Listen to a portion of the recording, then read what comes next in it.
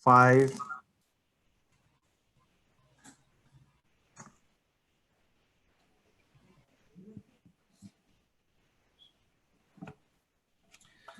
أعوذ بالله من الشيطان الرجيم بسم الله الرحمن الرحيم الحمد لله وكفى وسلام على عباده الذين اصطفى محمد وآل بيته الطيبين الطاهرين الذين أذهب الله عنهم الرجس وطهرهم تطهيرا اللهم صل على محمد وآل محمد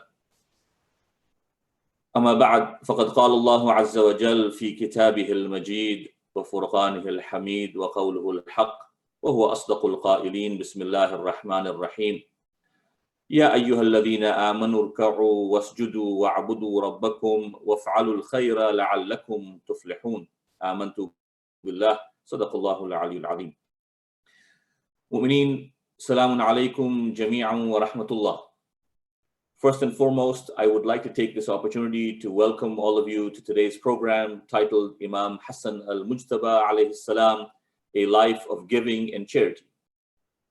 Today being the 15th of the month of Ramadan, the date of the birth anniversary of the first grandson of Rasulullah sallallahu alayhi wa alihi wasallam, it is a perfect date to discuss the subject as one of the glorious titles given to our Imam is Kareem Ahlul Bayt, the generous one from the Ahlul Bayt.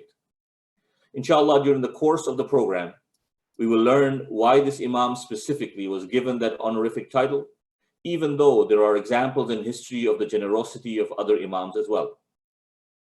We have with us this afternoon, or I guess evening for some parts of the world, two scholars, Sheikh Noor Muhammad and Sheikh Vinay Ketia, as well as Dr. Asghar Mauladina, Brother Arif Ali Hedji, and Brothers Ali and Yusuf Okera. It is indeed both an honor and a humbling experience for me to have been asked to host this program with such an august panel of speakers and reciters. Before I introduce our first speaker for this evening, let me take this opportunity to introduce the theme of today's program. One of the questions that has plagued human society from time immemorial is what brings happiness to a human being. This is a subject that has been discussed amongst both scholars of religion and secular experts for centuries. A lot has been said and written on the subject, and this can be a lengthy discussion. However, I will restrict this introduction to just a couple of points. The vast majority of us believe that money cannot deliver happiness. In fact, we have heard this from ulama so many times that despite people's affluence, there are so many who find that after years of pursuing wealth and achieving it, the happiness that they sought after was still elusive and out of reach. The reason for this is that the materialism tends to satisfy the physical needs of a human being and not his or her spiritual needs. Why is this? This is simply because we have always viewed the human being as a body with a soul in it, while the true essence of the human being is the soul, with the body just being a vessel that carries the soul. To achieve happiness, we need to satisfy the core of the human being, the soul, and not just the body. Having said this, there was research done at the Harvard University about 12 years ago that proves that money can in fact bring happiness to an individual. Now that sounds like a contradiction to what I've just said, but it isn't. The study showed that it wasn't the money itself that brought happiness, but rather how the money was spent that influenced happiness. For example, spending the money on large, extravagant purchases only brought short-lived happiness and joy. Purchasing a new gadget or a new car will provide instant gratification, but after a few days or weeks, that purchase no longer provides the same level of excitement. However, if the spending was on an experience rather than on a thing, the happiness lasts longer. For example, if one were to spend the money on a vacation, or for us, let's say they were to spend it on Hajj or Umrah or Ziyarah, The memories and experiences from the trip tend to last longer than the purchase of a material thing. Months and sometimes years after, we have fond memories of the trip. How many times have we heard our seniors talk about their Hajj trip from the 1950s, the 1960s, the 1970s? This is because the money was used on an experience which got etched in their minds forever. The second study that Harvard did was even more interesting. It demonstrated that pro-social spending, that is spending on others, boosted our emotional and physical well-being the most. One of the experiments that they did was they gave people $10 Starbucks gift cards and asked some of them to spend the card on themselves, others to give the card to someone else, and still others to use the card to take someone out for a cup of coffee. The happiest group was the one that had been able to spend on others while spending time with them. The combination of altruism and connection upped their happiness levels.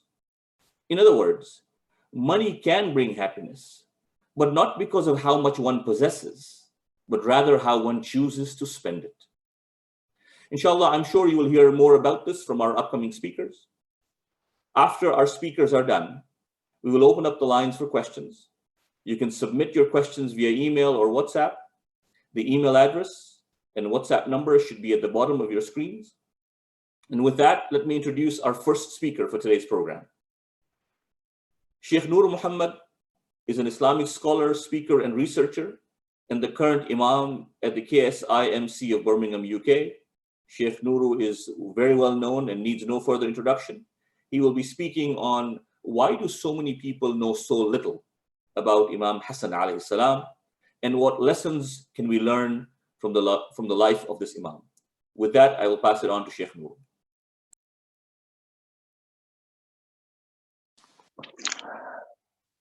أعوذ بالله من الشيطان اللعين الرجيم بفضل بسم الله الرحمن الرحيم الحمد لله رب العالمين والصلاة والسلام على أشرف الأنبياء والمرسلين حبيب إله العالمين أبي القاسم المصطفى محمد اللهم صل على محمد وآل محمد وعلى أهل بيته الغر الميامين المنتجبين. First of all, we thank Almighty Allah subhanahu wa ta'ala for gracing us with this wonderful opportunity to celebrate the birth anniversary of our beloved Imam, Imam Hassan al-Mujtaba, salawatullahi wa salamuhu alayh. Secondly, is to thank the World Federation for organizing and arranging this very, very important celebration.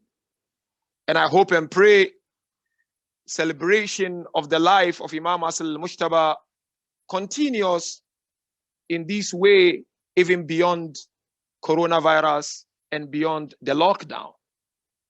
I personally believe the world need to know Imam Hassan al-Mujtaba alayhi salam.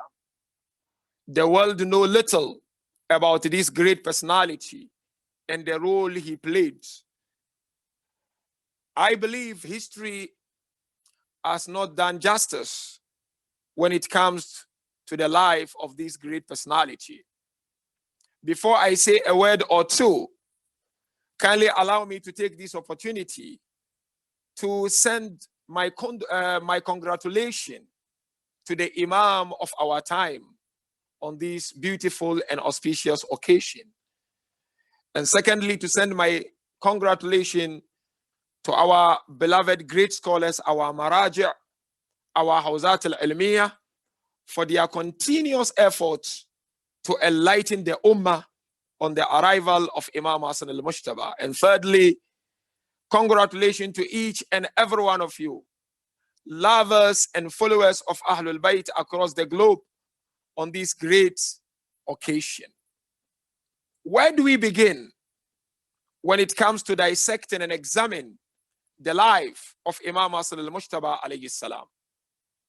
You know very well those who are grandfathers, the first day or the moment you got the news of the birth of your grandchild, you know how happy you were.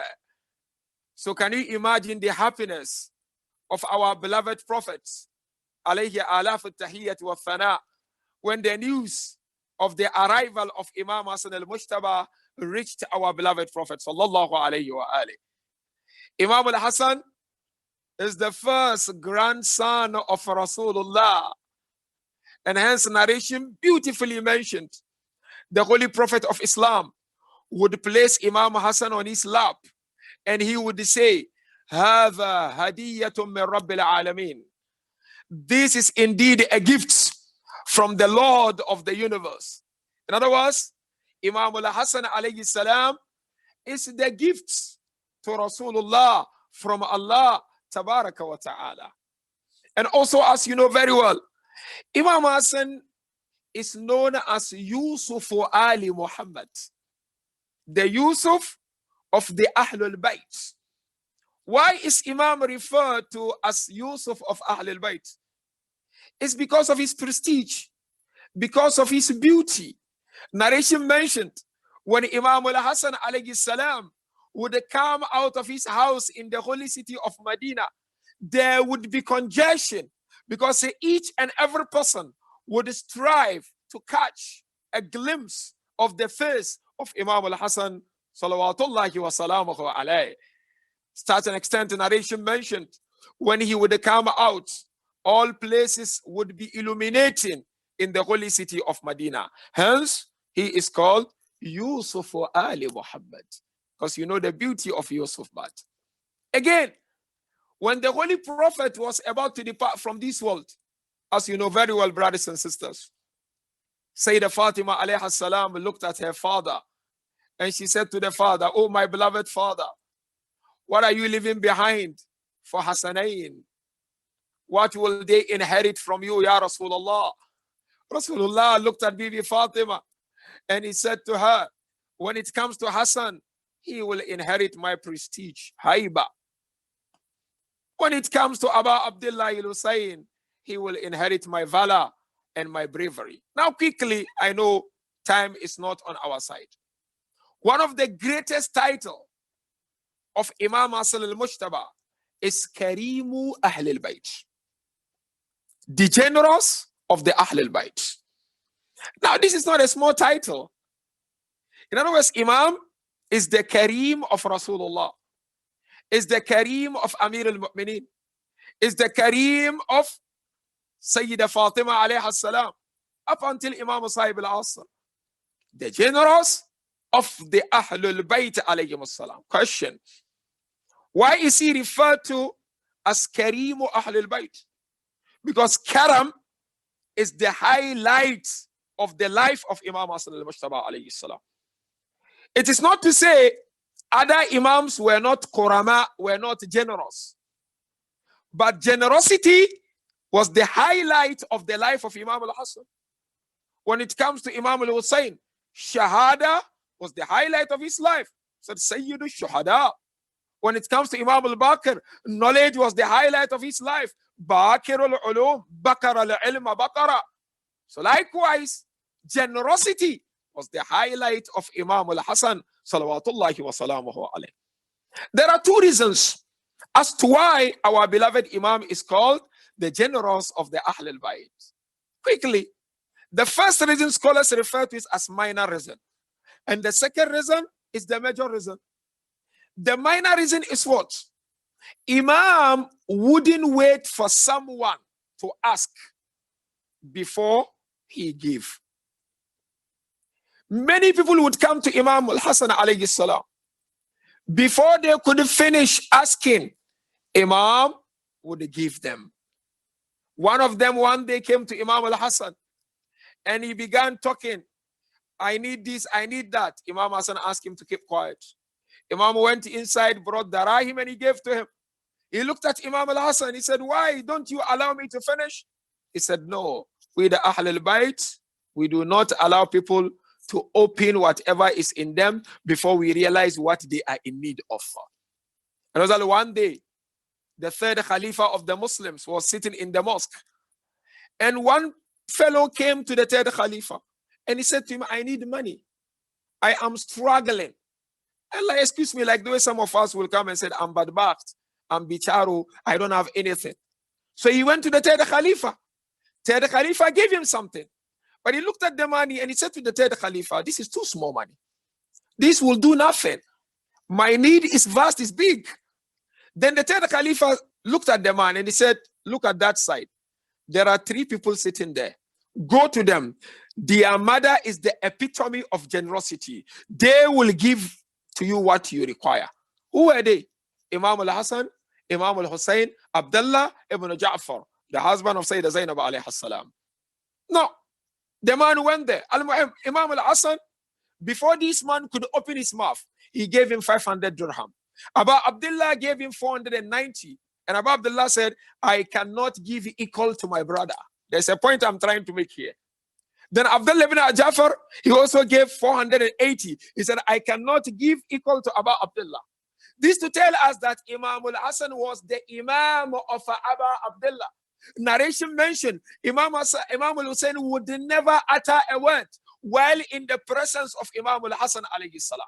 So what I'm trying to say is that the first reason as to why he is called the Karim Ahl al-Bayt is because of his generosity.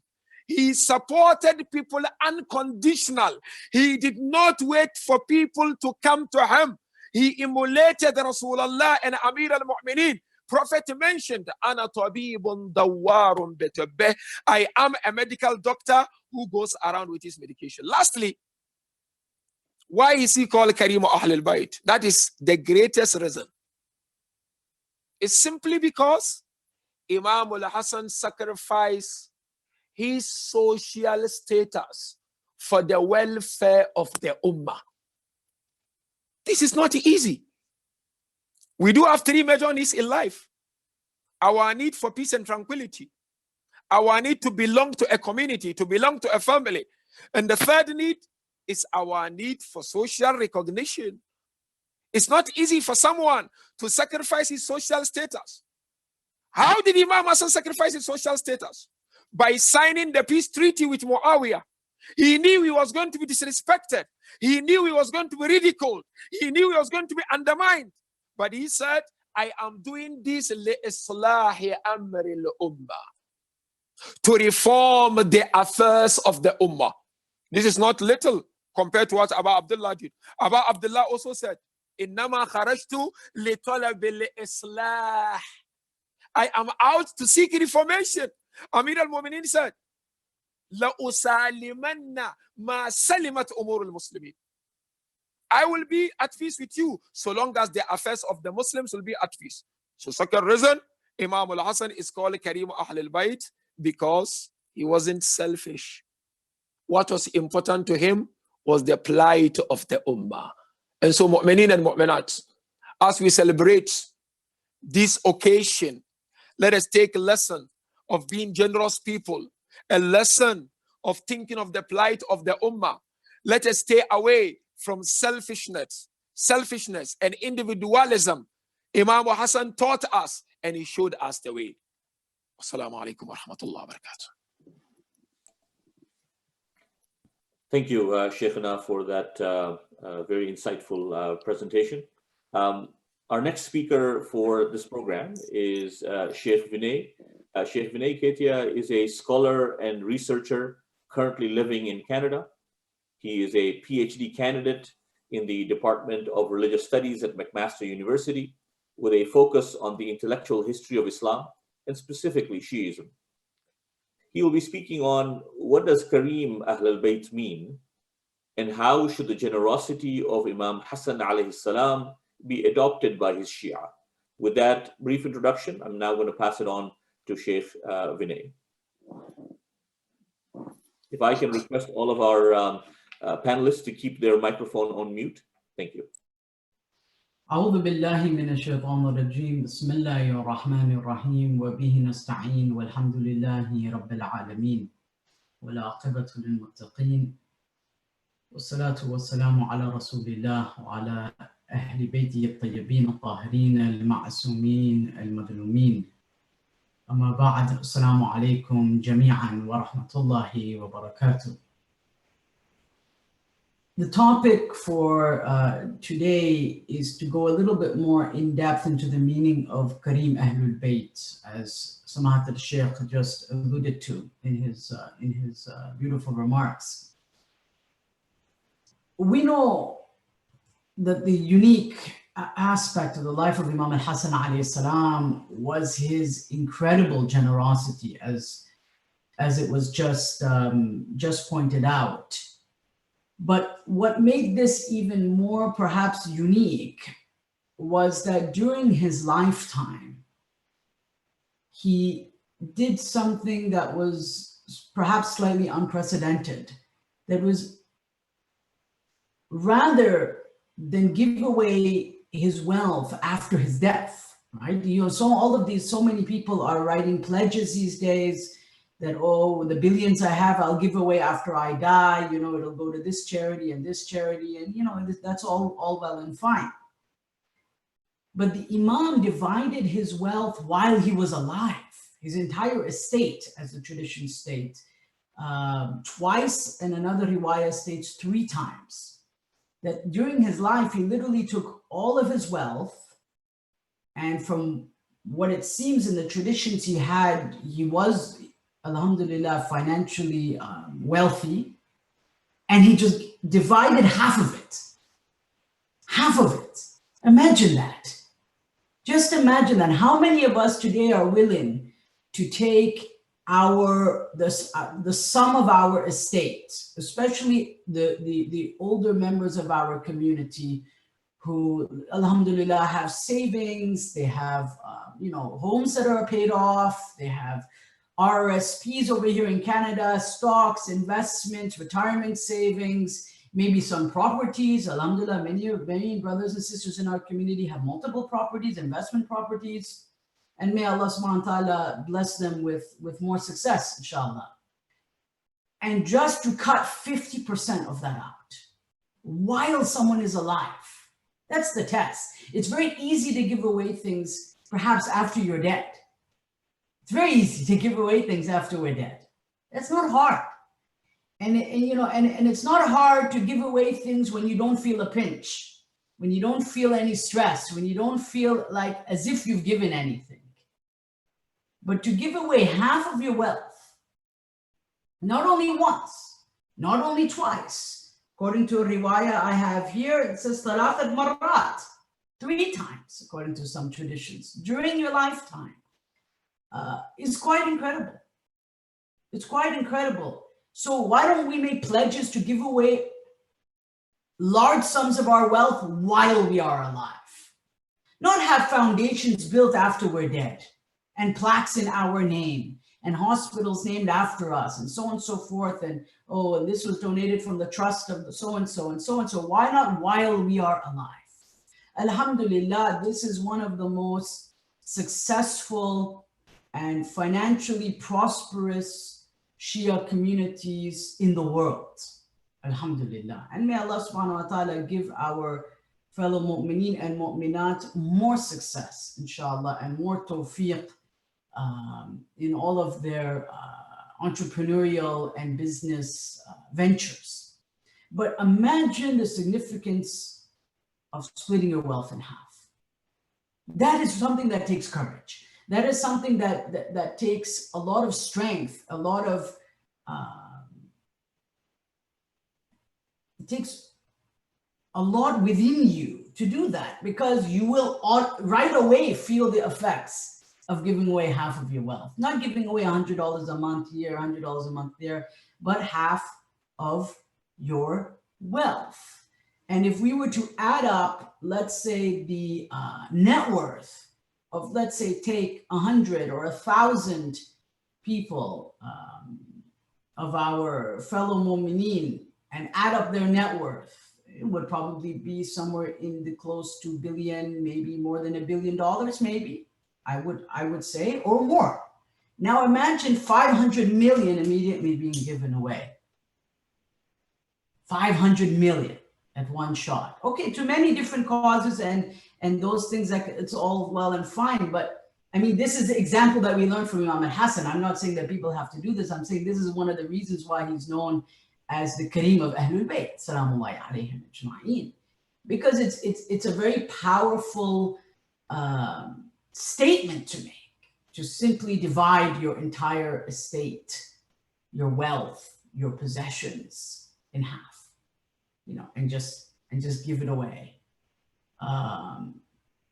It's quite significant, and there's a lot of lessons that we can learn from this, especially in the month of Ramadan, which is described in the traditions as وَهُوَ شَهْرُ الْمُوَاسَاةِ وَشَهْرٌ يَزِيدُ اللَّهُ فِيهِ مِنْ رِزْقِ الْمُؤْمِنِينَ. Right? This is a month of muasat. And muasat, that this is a month for us to work together while being forgiving and tolerant of one another. And this is also the month in which Allah increases the risk of the Momineen. Allah increases the sustenance of the Momineen. And it's fascinating how here in the tradition of the Prophet, in this tradition, we see that muasat comes first and then the increase of risk. This is important to think about, right? Often we're waiting for the risk to increase before we can, you know, help others, before we can say, you know what, I'm waiting before, you know, I can, you know, get this new position. Just let me get this next promotion. Just let me get to the top of the company. Just let me finish this last real estate deal. Just let me finish this acquisition, you know, and then I'm going to be of service to the community. Wallah, I'm going to be of service. I'm going to be khadim to the community with my wealth and my time. But here, subhanAllah, the importance of being a servant to the community comes first. And then the tradition is mentioned. And in this month, Allah subhanahu wa ta'ala increases the risk. That the two have to go hand in hand. We can't wait constantly for saying, you know, just when I'm in the next position, just when my payroll is increased, just when the last deal finishes, you know, inshallah, I will be of service, of real service, of you know, I will try to emulate in whatever, you know, small way I can, the teachings of Imam al-Hasan alayhi salam. We cannot afford to wait. This is a month which is meant for these sorts of things. It is a month in which we should be engaging in this kind of activity of beautiful tolerance, of beautiful assistance. There's a beautiful hadith, there's a wonderful hadith of Imam Sadiq alayhi salam, where he says, Al-Muslimu أخو المسلم لا يظلمه ولا يخذله ولا يخونه. That a Muslim is a brother to another Muslim, likewise a sister to another Muslim, of course. So do not oppress him, do not disappoint him, do not be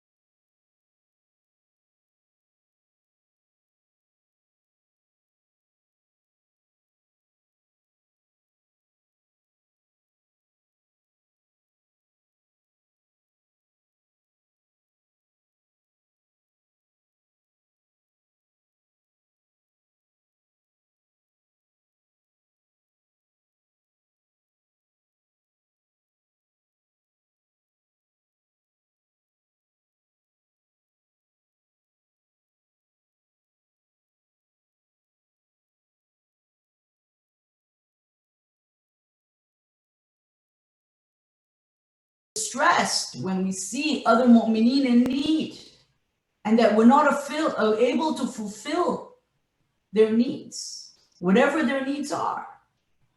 So it's not only about giving, but it's a spiritual state of being, of rahmah, of mercy, of love, of compassion, of having a heart full of love and mercy for the fellow believers. Then the Imam says, "Ala ma mada alayhi ma'asharul ansar ala ahdi Rasulillah." And he says, Imam as-Sadiq says, this was the example of the Ansar during the time of Rasulullah.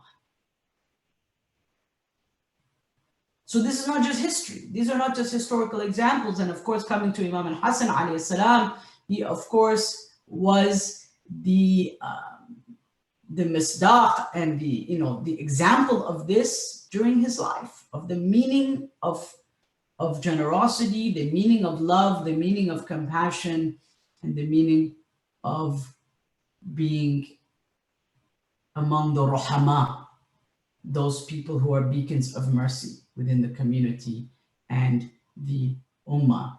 And I'll conclude with those words. And we pray to Allah subhanahu wa ta'ala to give us a tawfiq to not only speak about our Imam, to not only have these mehfils, whether they're online or elsewhere for the Imam, but to go beyond that and implement some of the teachings of the Imam during our life, and be the example in our community among the Momineen and the Mominat, inshallah. Wa akhiru da'wana walhamdulillahi rabbil alameen. Thank you, Sheikhna, for your presentation. We will now play for you a short 1-minute production on the birth of Imam Hassan alayhi salam that was produced by the COVID-19 Task Force Media. It's a short presentation. Please tune in to that, and then we'll continue with our next speaker.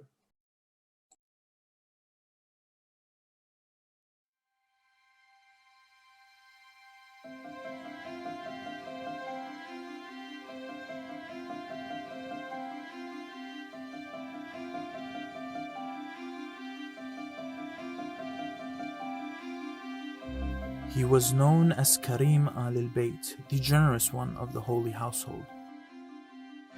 Imam al-Hasan al-Mujtaba alayhi salam, the grandson of the Prophet, the son of Ali and Fatima, was raised in the house of those who gave alms while they bowed and prayed.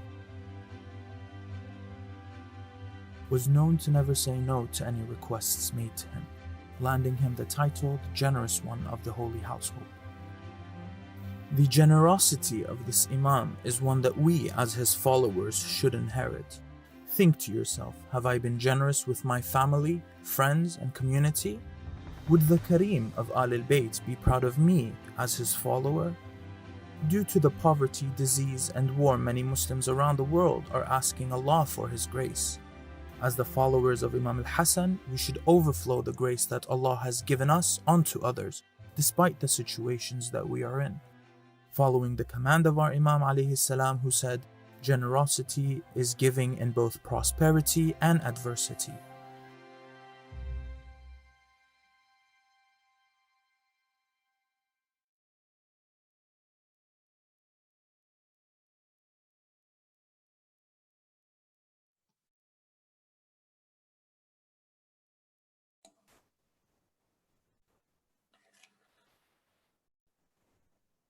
Welcome back. Our next speaker for today's program is Dr. Asghar Moulavina. Dr. Moulavina is a practicing physician, and he is the immediate past president of the World Federation of the Khoja Shia Ithna Sharif Muslim Communities, and is currently serving his 3rd term in office. He will be speaking about taking lessons from Imam Hassan alayhi salam about giving and helping. How has our community pulled together in times of crisis? And what is our responsibility now in this pandemic? Can I please request Dr. Moulavina to say a few words?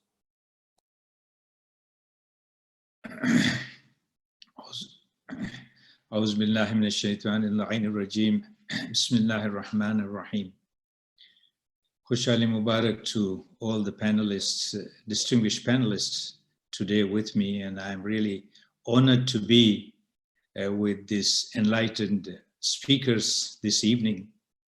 And Khushali Mubarak to the entire community.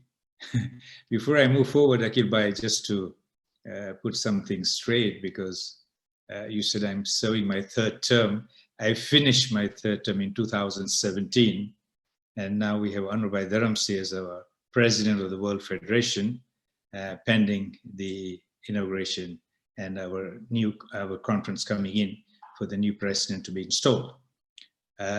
Also, for a long time now, although I was practicing for NGOs, for charity organizations, I have not been in private practice as a means of earning for quite some time, but I kept it up doing charity service. It is indeed a pleasure today to know that an institution like World Federation has been able to connect 3 continents or more together with this technology. And this COVID-19 challenge that we are facing is now bringing to greater heights of perfection the way we can connect with each other at a distance, but still be equally effective.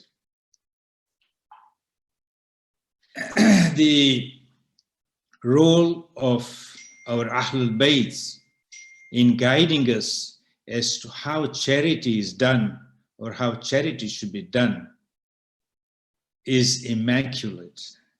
And as there are enlightened speakers here with me, and I'm very humbled to quote anything from the Quran or Hadith, but we do know that they are perfect role models for humanity. And to speak of Imam Hassan as a perfect role model as to the way he conducted charity without anyone knowing. And as Sheikh Nuru and Sheikh Vinay have earlier elaborated, that how he gave half of his elders his entire wealth when the need was there and started from scratch is indeed a great lesson for us to learn, to give away everything we have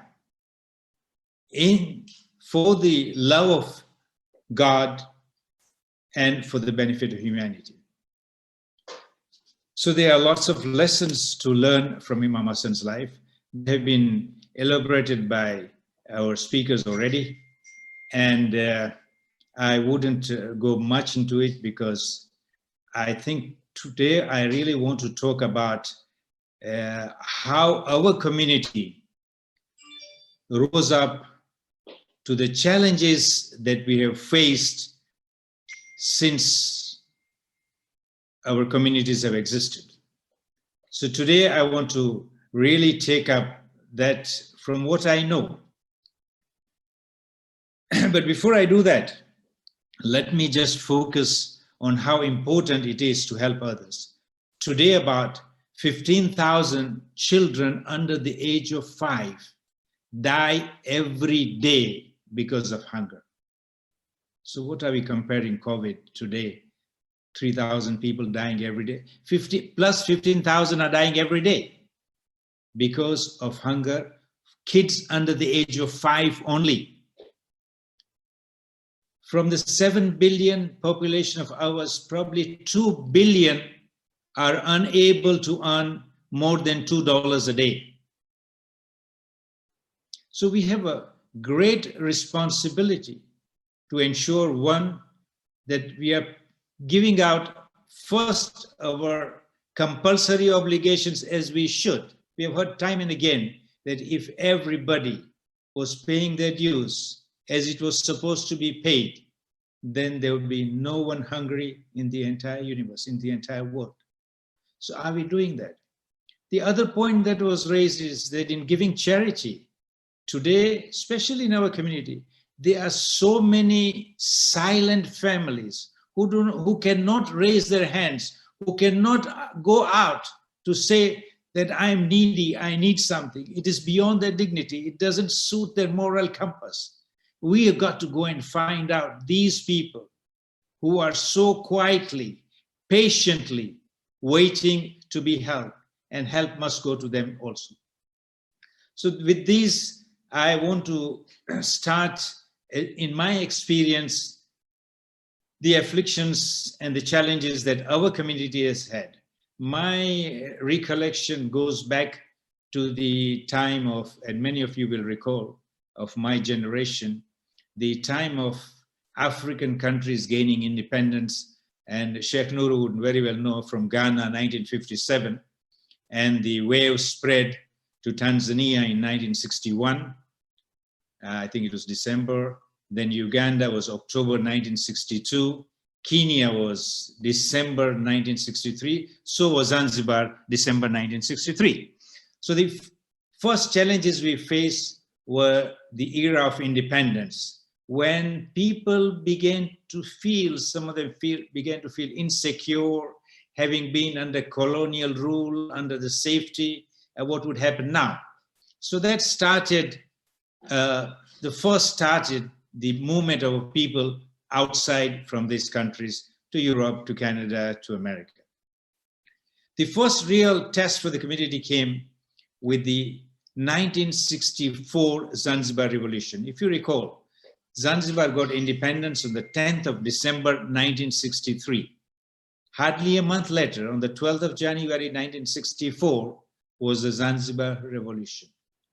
And many from Zanzibar would recall the hardships that our community suffered. They were all taken into one stadium and put out all there, ladies, gents, children, all together. And there was tremendous suffering. And the biggest challenge was now how to keep them safe there and find means of getting them out of the island as soon as possible with safety. And fortunately, we had a structured organization at that time called the Africa Federation, and our Jamaats in Mombasa, Dar es Salaam, and elsewhere, who took a leading part in ensuring that our community was safe and we were able to pull them out with safety. And it was done, alhamdulillah, as we stood together. The second challenge, which I would recall, is in times of 1967, during President Nyerere, where the Arusha Declaration on the policy of Ujamaa and the Tanzanian nationalization in 1971, when farms, commercial properties, and all were taken away. And at that time, a lot of our families had to leave the country, and they left Tanzania for better and safer places in Europe, North America, and elsewhere. What I can recall, the other big challenge that we had was in January 1991. Throughout 1990, the situation in Somalia got worse, and our people were trapped in Mogadishu. At that time, our World Federation Councillor, past President of Mombasa Jamaat, Sajjad Bhai Rashid, and his formed a four-man team comprising of his brother, Ashik Bhai Rashid, who was at that time the chairman of Nairobi Jamaat, Raza Bhai Muraj, a former resident of Mogadishu, and Hassan Bhai al-Imam Jafar, our former councillor, and late Hassan Bhai al-Imam Jafar. And this four committee started the task of organizing a ship to go to Mogadishu and bring all our people back to safety. They chartered the MS Ambassador, and in a matter of minutes, our philanthropy came out to shine. And brothers like Noshad Merali, Maroom Roshan Bhai Merali, Ramzan Bhai Nanji, Sajjad Bhai, Ashik Bhai, and a lot of others got together to raise the immediate funds to charter that ship. And at great danger to themselves, they composed a team of 12 male volunteers, 6 ladies, and a doctor, and they all set out towards Mogadishu. You must have heard of the various dangers they encountered across the way and as they approached Mogadishu. But despite all these challenges, they stood to their ground and made sure that on the 17th of January, this ship came back to the shores of Mombasa, and over 1,000 of our community members and others were brought back to safety to Mombasa. This is what an organized community can do. This is what an organized structure can do. After the Mogadishu evacuation, then there was a task of resettling them, which was led at that time by Ashik Bhai Rashid under the Setwell board, and they ensured that the community was well resettled. A lot of them then were found their homes in Europe, in Canada, and in the United States. So this is a great way to show how a community standing together can perform. The next challenge, which was earlier, was the Uganda exodus in 1972, when Idi Amin gave 90 days to all Indians to leave the country. And at that time, I remember late Muhammad Ilbai Megji was the president of Africa Federation, and he immediately summoned late Mullah Askar Ali Mujaffer to go to Europe, where our community from Uganda had been taken to various camps in Europe, in the United Kingdom, to look at them and see how is their condition, how they can be moved back to safer places. And I remember that Mullah went there and he met from the Kasam family of Kampala, and he asked them what was their need. They said they were very well looked after here, and they were only waiting for United Nations now to send them to various places. And from there, our Ugandan community settled elsewhere. The other thing that comes to mind, the other challenge we had, was the Gujarat earthquake of 2001.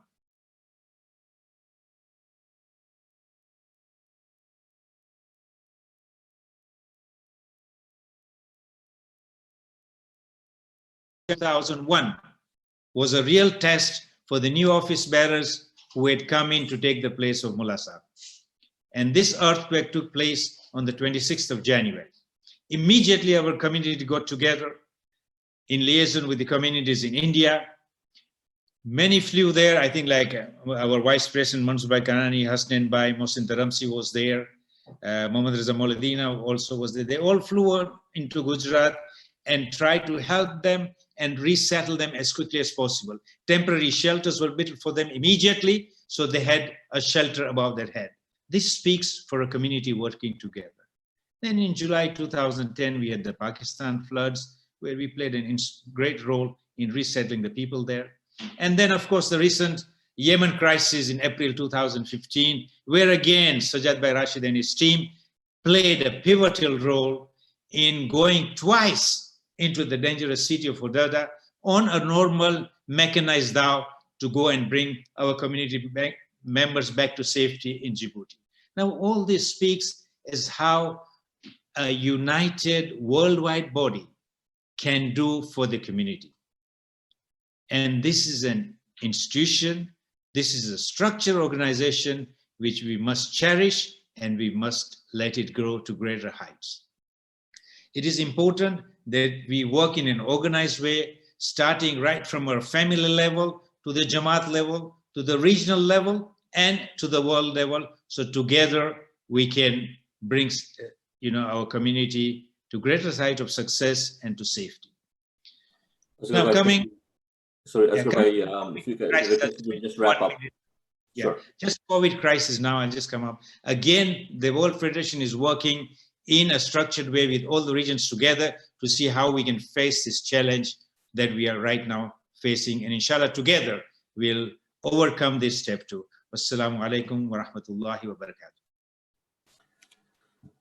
Wa alaikum salam wa rahmatullah. Asghar, thank you so much for that, I guess, walk through history of where our community has stepped up in light of the various crises that our communities have faced over the last several decades. Our last speaker for today's program is Brother Arif Ali Hirji. Brother Arif Ali is a volunteer in the World Federation COVID-19 Task Force. He heads global trading, analytics, and algorithmic trading for one of Europe's biggest energy utility firms. He will be speaking on how will the world and communities look with COVID-19 unfolding. With that, can I please request Brother Arif for his presentation. Ahsantum, Brother Akil. أعوذ بالله من الشيطان الرجيم بسم الله الرحمن الرحيم وبه نستعين إنه خير ناصر ومعين وصلى الله على آل بيت الطيبين الطاهرين اللهم صل على محمد وآل محمد وعجل فرجهم. Dear brother Akil, respected scholars, Sheikh Nuru, Samahat, Sheikh Vinay, dear Dr. President, past President, Dr. Molidina, I'm very honored to share this panel with you guys, and especially to all the viewers. This is indeed that special day where we come together, where we say Kushali Mubarak to you all, and I wish you and all your families all the best, inshallah. So I'm going to speak on behalf of the WF COVID Task Force as a volunteer. Some of the work which we have done. You know, one of the things is when it comes to the lessons of Imam Hassan al-Mujtaba alayhi salam, is to understand that what our duties are and what we should give and how we should give. So what we have done is we created a needs assessment and we engage with every part. You know, World Federation has got multiple regional bodies, federations, and we needed to understand what the exact needs are. And we understood very early on that the needs are changing. And I'm going to come through in my short talk to speak about how things have been changing as well. I'd like to first start off with something called a self-assessment. Before you do the needs assessment, you also do a self-assessment. And what's very interesting, that when we ask the different regions, be it in Africa, Pakistan, India, Europe, or North America, to give us data, how are things on the grassroots level? One of the very interesting things was that our image of ourselves maybe is changing. What we thought about ourselves is not the same in 2020 versus what we thought maybe a decade or 2 decades ago. I'm going to give you an example. I was a teenager in the 1990s. I remember from then, our elders, my dear ones, always said that we are a community of maybe 100, 120,000. Since then, I haven't heard that narrative changing. But I'm going to share with you that actually when we did the needs assessment, we suddenly see that the numbers, if you say from the regions themselves, counting the numbers together, we get a number of 180,000 plus. Now let that sink in for a bit. If we thought we were one side one day, someone else tells us that we are 50% bigger. Now, I have to confess that I am very much a data nerd, data guy. So I thought, what's the best way to go about to assess if this is true? And always one would say that we can do a census basically, and see basically exact what the data are. But we don't have a census, so what do we do? Now in my field of profession, we would go after the statistics. And I've done a bit of statistics here, part of the economic stream of the World Federation COVID Task Force. Now, if you look at the first slide, which you have in front of you, actually saying that imagine we fast backtrack all the way to 1995, middle of the 90s. I don't want to say that we were 125,000 then, nor do I want to say that we were 100,000. But you will agree with me that that kind of a number was something which we had in the back of our mind. If we choose 115,000, which is an assumption, but we go rigorously in and we look at each and every country data, and we look at Worldometer, UN, and different think tanks on what kind of data they have, and that's what we did. And you look at the growth rate for every country and we extrapolate.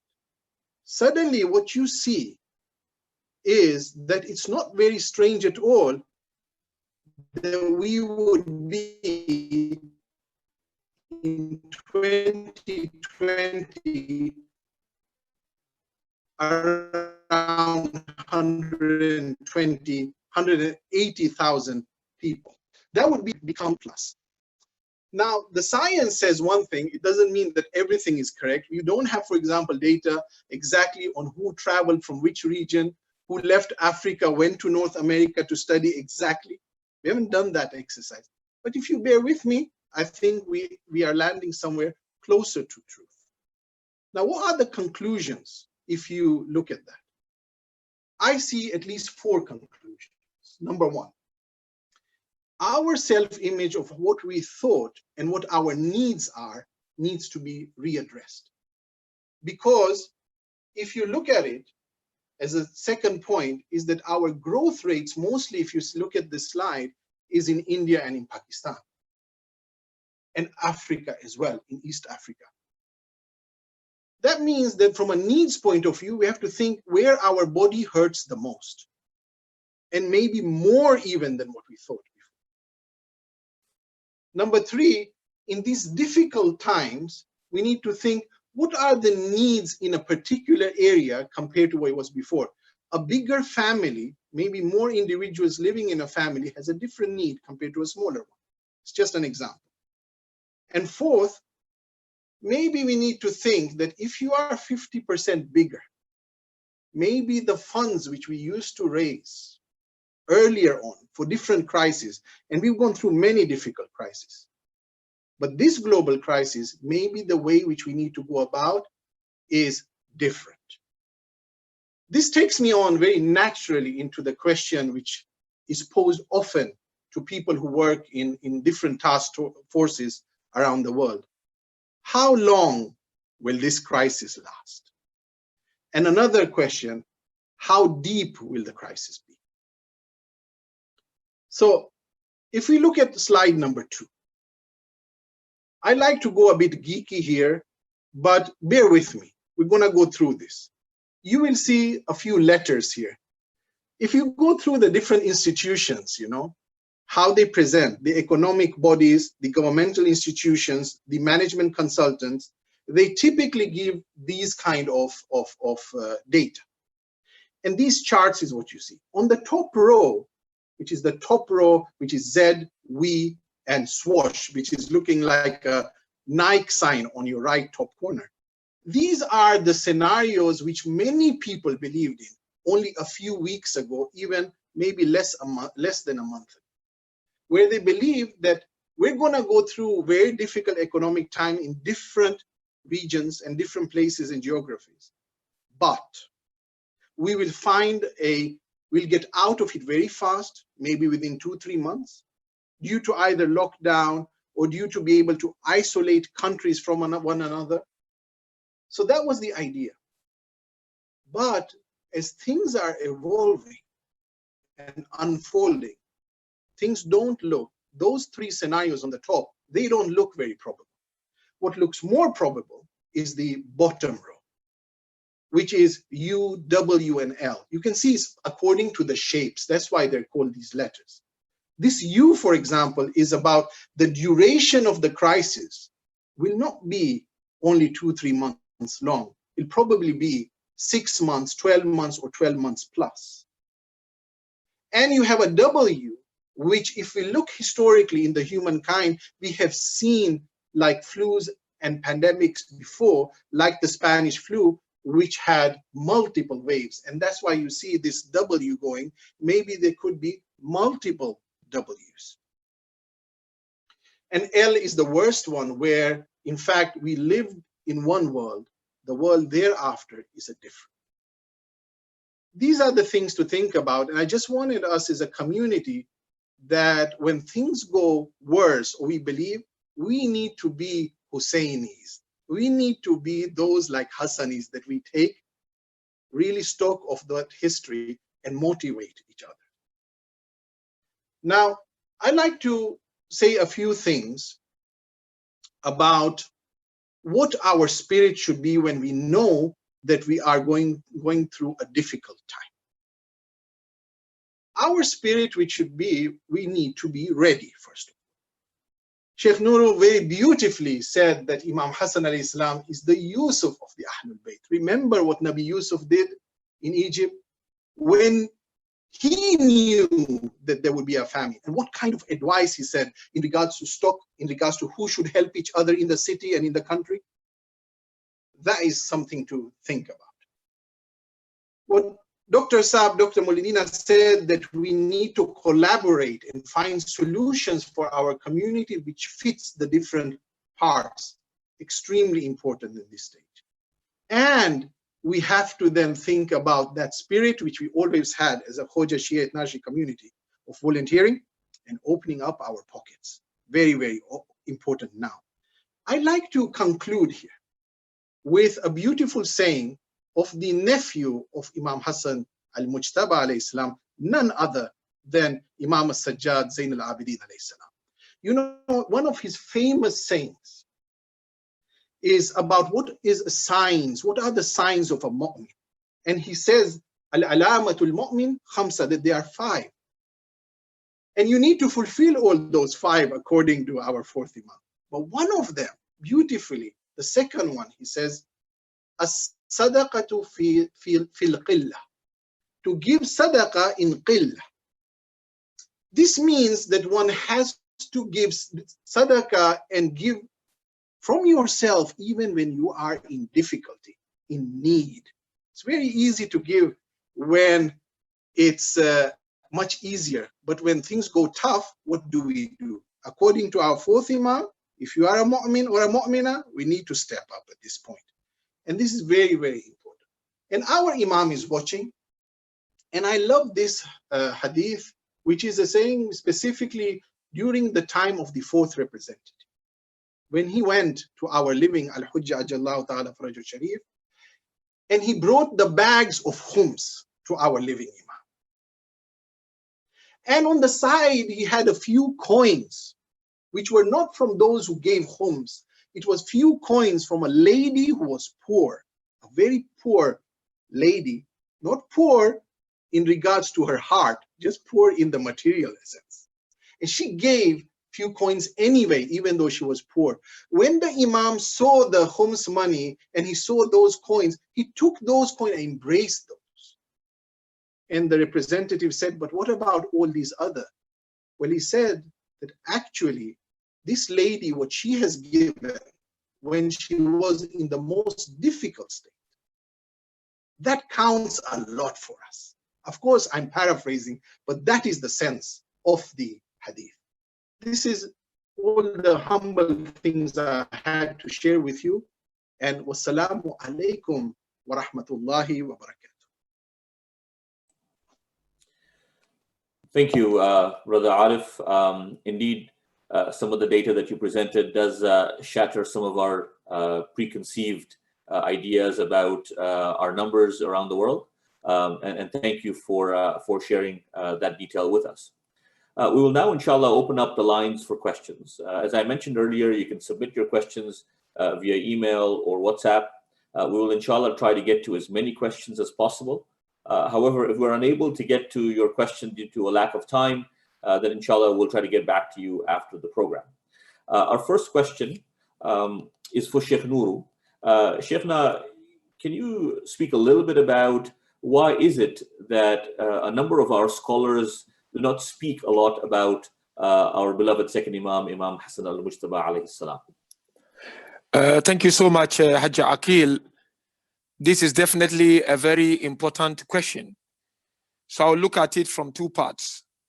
When it comes to writings, I think our scholars have written a lot, although some of those that have been written are not translated into the language that everyone will be able to use.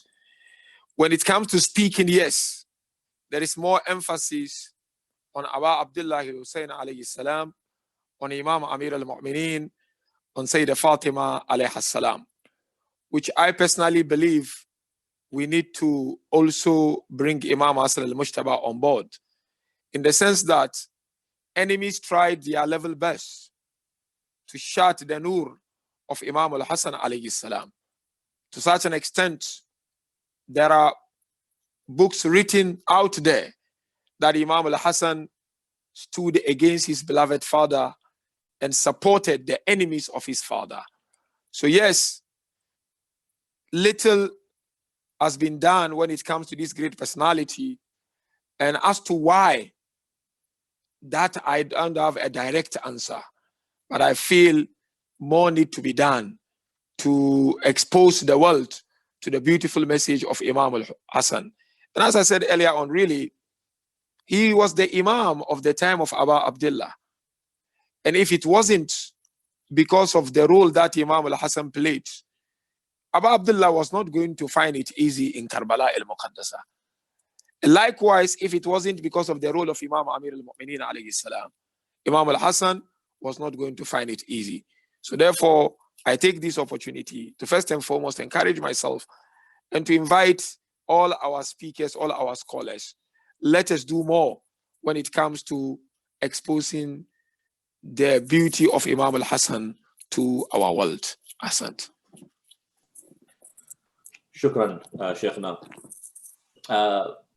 Although the theme of this program today is giving and charity, whenever we discuss the life of Imam Hassan alayhi salam, inevitably the question of the treaty of Imam al-Hasan alayhi salam with Muawiyah comes up.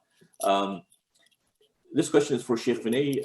How can you explain the treaty that Imam Hassan alayhi salam signed with Muawiyah? Sheikh Vinay, if I can request you to respond to that question.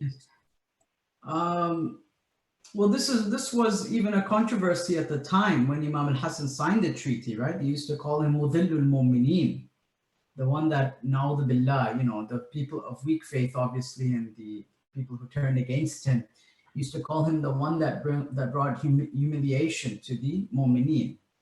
Not unlike those that criticized Amir al-Momineen for entering into arbitration with, previously with Muawiyah as well. I mean, the same question comes up again, that if you're on the side of truth, why go into arbitration? Why sign a peace treaty? Just continue to fight to the end, right? And this is where there are different perspectives. The perspective of Ahlul Bayt is that it's not that they were supporting the Umayyad establishment, but if they did not engage in either this point of arbitration or even later on the peace treaty, which is the subject of the question, there wouldn't have been any Shia left. The Imam says, when he was questioned about why he was doing this for the survival of the Shia community. They were outnumbered, they were outgunned, so to speak. There was dissension within the ranks already. What fight was there left? And he knew that obviously this was what had to be done at that particular time. On his social, political, circumstances, right? And at the end of the day, he did this for the welfare of the Shia community, to keep them alive, to keep them in existence. And although there were some around him who obviously didn't see it that way.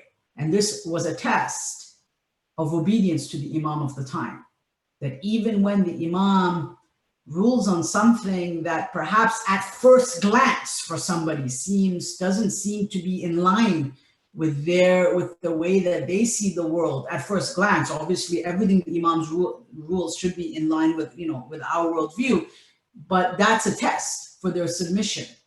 Just like if we go back to the Treaty of Hudaybiyah, even with the Prophet, there were people who said, whoa, how could we do this, right? So, this goes back to the time of the Prophet himself, not only to Imam al-Hasan, right? And this is a test of obedience to the Imam. Shukran, Shaykhna. Next question again for Sheikh Nuru. How can we learn from the practices of Imam Hassan alayhi salam to drive motivation within our community to support those that are in need? Thank you. Ahsantum Haji Aqil. This is definitely also a very important question. And it's important that we as lovers and followers of Ahlul Bayt understand why we love Ahlul Bayt and why do we revere Ahlul Bayt alayhimus salam. You see, Ahlul Bayt alayhimus salatu wassalam are our role models. They are our guide. We do not have anyone like them, and there will be no one like them. So we need to consider them our role models. And what is really being a role model? It is to look up to someone and to follow the footsteps of that person. Our beloved Prophet makes it very clear. I'm leaving two weighty things for you: the book of Allah and the Ahlul Bayt alayhimus salam. They are the walking Quran. So if I and you claim to be true lovers of Ahlul Bayt, the first step is to follow their footsteps. That is the true meaning of being a Shia of Ahlul Bayt alayhimus salatu wassalam. It cannot be only externally internally in existence. It has to be internal and external. Believing in Ahlul Bayt alone without showing it out is of no point. And so therefore, the motivation is, or how do we get motivation rather, is to follow their footsteps, is to take the lessons from them, that Imam Zainul Abidin would not sleep at night until and unless he carried loads of food to those houses in Medina, and he would deliver the food before he would go back home.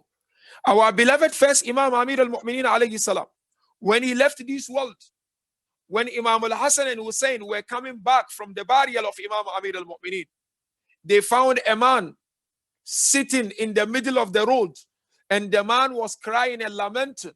They approached the man and asked him, "Oh man, why are you crying? What's the matter?" Look at the response of that man. He said to them, "The man who feeds me, or who used to feed me, has just been buried. I am crying and wondering who will support me after him."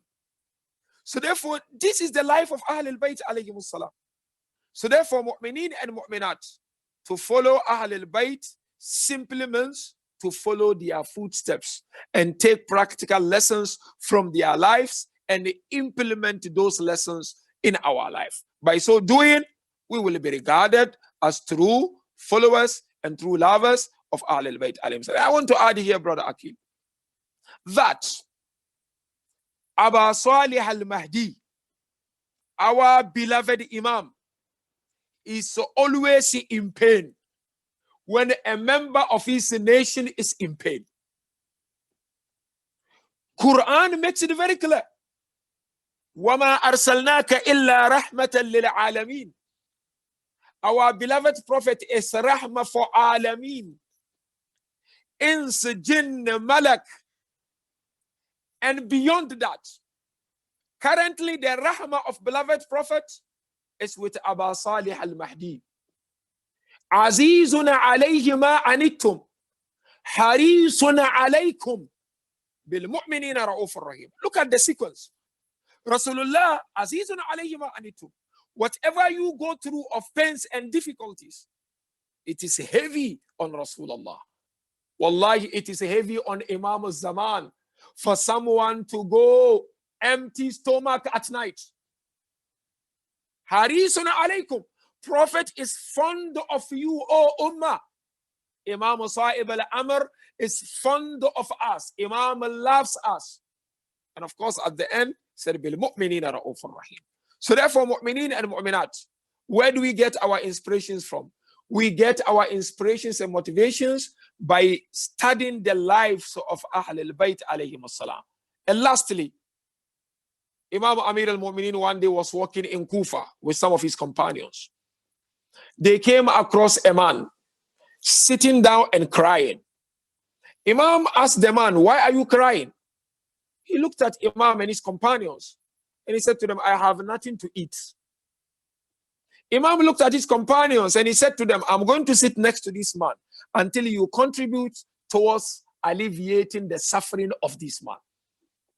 Amir al-Mu'mineen made it very clear. A'abitu mubtanan. Will I sleep with his stomach filled with food, and around me there are people sleeping in anger? in hunger? Imam Ali says, will I be happy to be called the Amir al-Mu'mineen when I don't share the pains of others? So therefore, Mu'mineen and Mu'minat, Ahlul Bayt were not only about Salat alone. They translated the Salat into actions. Ahlul Bayt were not only about fasting alone. They translated the fasting into actions. The essence of ibadah is to reach out to people. Hence, our scholars mention, go to Allah through people and go to people through Allah. Thank you. Jazakumullah, Shaykhna Tayyibullah anfasakum. It actually is a perfect segue to a question for Dr. Mouladina.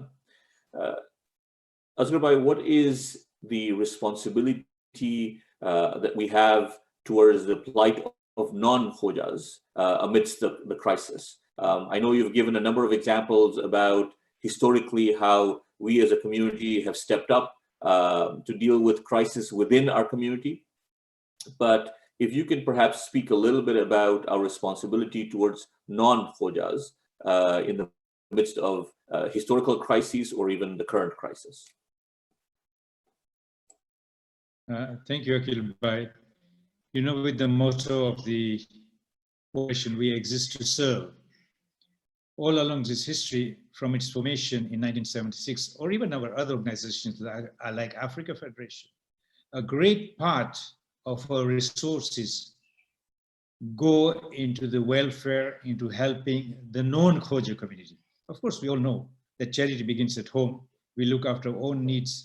But besides that, if you look at the history of Africa Federation, looking after the Bilal community in Africa, at the World Federation, looking after the orphans in Iraq, looking after the needy in Syria during this time of war, the refugees in Lebanon, setting up mosques, whether it is for the Khoja community or non-Khoja community. We have done it in Thailand, we have done it in Denmark, we have done it everywhere where the need is. So we have risen out to help non-Khoja communities wherever we can. And I can tell you that a great part of the budget of a community goes to help humanity at large. Of course, looking after our own needs first, but we have gone out of our way to everywhere where the need is. And I think that's what the motto, we exist to serve, really is put into action.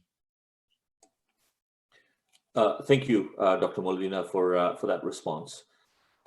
In the interest of time, we'd like to start bringing the program to a close. But before we do that, we wanted to liven your homes and your spirits with some Urdu poetry in praise of Imam Hassan alayhi salam. The father and son duo of brothers Ali and Yusuf Okera are renowned for their Urdu poetry recitation. Can I please welcome both of them to recite a manqabat or a qasida in praise of Imam Hassan alayhi salam. Assalamu alaikum. Khushali Mubarak to all the viewers. I'll just start one short manqabat in honor of Imam Hassan al-Mujtaba alayhi salam. If I have permission from Sheikh Ghani, Sheikh Nuru and all my elders, inshallah, I shall start. Mar Muhammad wa ali Muhammad sallallahu wa sallam Muhammad wa ali Muhammad wa ali.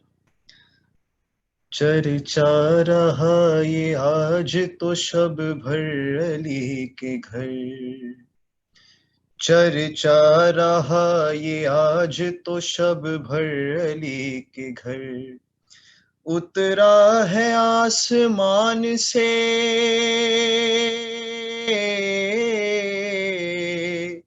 उतरा है आसमान से शब्बर अली के घर चर्चा रहा ये आज तो शब भर अली के घर चमका है नूरे सूरह कौसर अली के घर चमका है नूरे सूरह कौसर अली के घर जन्नत का खुल रहा है जन्नत का खुल रहा है नया दर अली के घर चर्चा रहा ये आज तो शब भर अली के घर एक साल में हुसैन भी आ जाएंगे यहाँ एक साल में हुसैन भी आ जाएंगे यहाँ, मिल जाएंगे फरिश्ते को, मिल जाएंगे फरिश्ते को। शह पर अली के घर चर्चा रहा ये आज तो शब भर अली के घर। है मुंतजिर हदीस किसा अब हुसैन की, है मुंतजिर हदीस किसा अब हुसैन की। खुश खुश है आज ज़हरा की, खुश खुश है आज ज़हरा की चादर अली के घर चर्चा रहा ये आज तो शब भर अली के घर। सलावत अला मोहम्मद व आल मोहम्मद। अल्लाहुम्मा सल्ली अला मुहम्मद व आलि मुहम्मद। दुआएं मांग रहा हूँ, खुदा सर दे दे। दुआएं मांग रहा हूँ, खुदा सर दे दे। दुआएं मांग रहा हूँ, खुदा सर दे दे। मैं चांद ज़हरा का देखूं, मुझे नजर दे दे। अलम उठाता हुआ अब्बास का मेरे मालिक,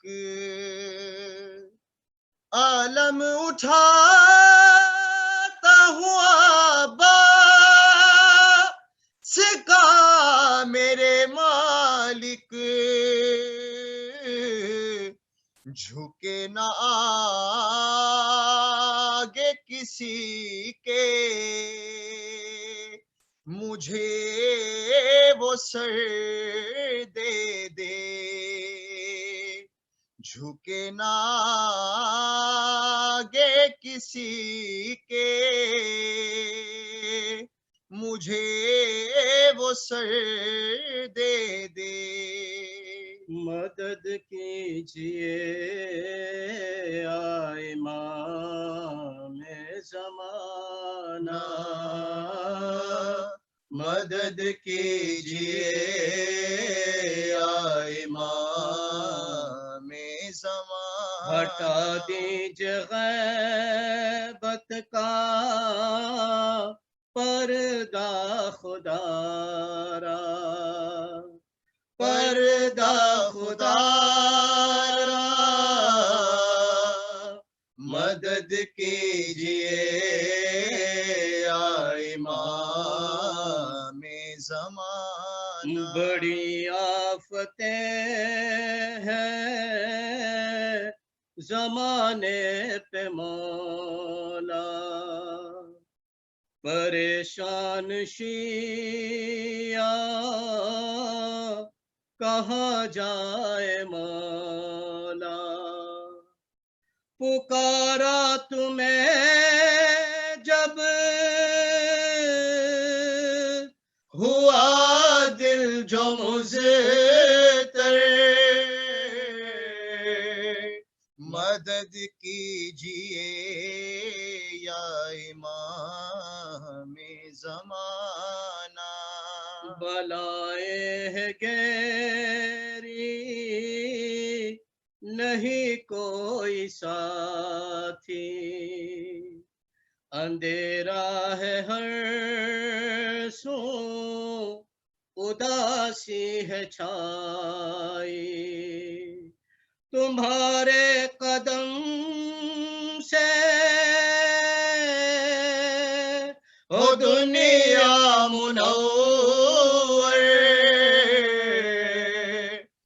मदद कीजिए या इमाम ज़माना। गुनहगार हूँ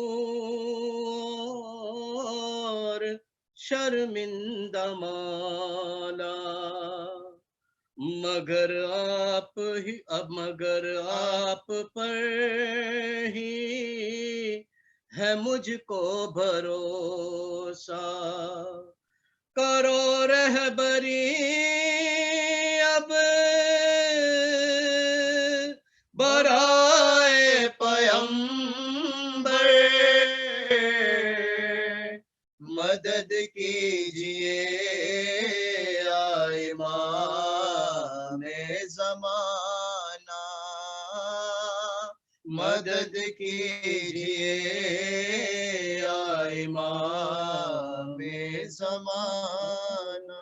सल्लल्लाहु अलैहि मुहम्मद व आले मुहम्मद। अल्लाहुम्मा सल्ली अला मुहम्मद व आले मुहम्मद। जीते रहिए। In Toronto, we have heard a lot about Yusuf particularly, and this is the first time, alhamdulillah, that we have been honored to listen to him. Beautiful recitation, mashallah. We pray for your continued tawfiqat, inshallah.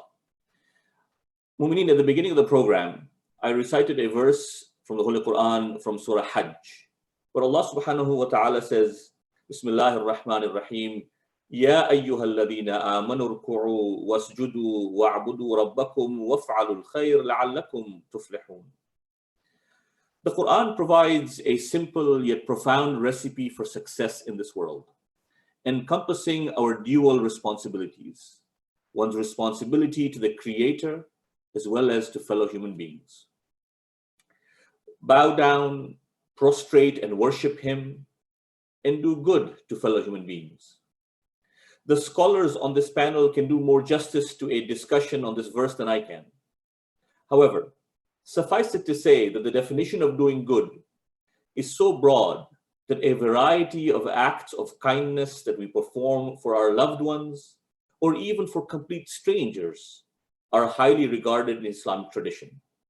For example, a tradition of the Holy Prophet sallallahu alaihi wa alihi wasallam states, من قضى لأخيه المؤمن حاجة فكأنما عبد الله دهرة.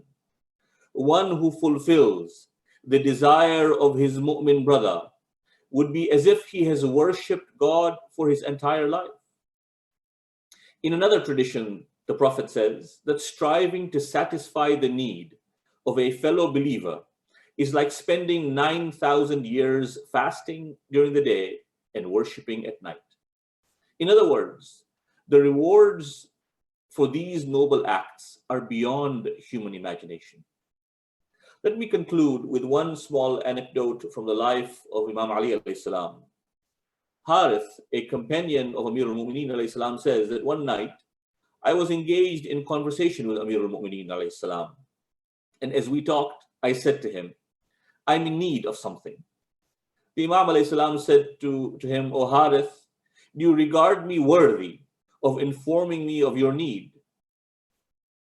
To which Harith said, of course, Ya Ali. I said, when he heard this, the Imam alayhi salam suddenly rose from his place and extinguished the lamp. Then with great affection and compassion, he sat down beside me and said, do you know why I have extinguished the lamp? I have done this so that you can speak out all that there is in your heart without any kind of formality, and that I do not see the embarrassment on your face. Now speak out all that you desire to state. For I have heard the Holy Prophet say, when the needs of a person are placed in the heart of another, they become a divine trust which must be concealed from others. The one who conceals them shall be given the rewards of worship. But if they happen to be divulged, it befits all those who become aware of them to endeavor to fulfill them for the needy one. This anecdote so powerfully illustrates the need for compassion and confidentiality when helping others. But most importantly, it touches on the fact that in the act of giving and kindness, there is a connection between the hearts. This is an extremely powerful feeling, and rewarding both in this world and the next. We would like to thank our distinguished panel for their thoughtful presentations and insightful answers to the questions, and our reciters for their heartwarming recitation. And finally, a vote of thanks to our worldwide audience for tuning in. One of the positive outcomes of this worldwide pandemic has been programs such as this that have brought together a diverse panel of speakers from around the world for all of you to benefit from. Please do stay tuned to the World Federation's social media channels for details on further programming, and stay safe. Wassalamu alaikum jami'an wa rahmatullahi wa barakatuh.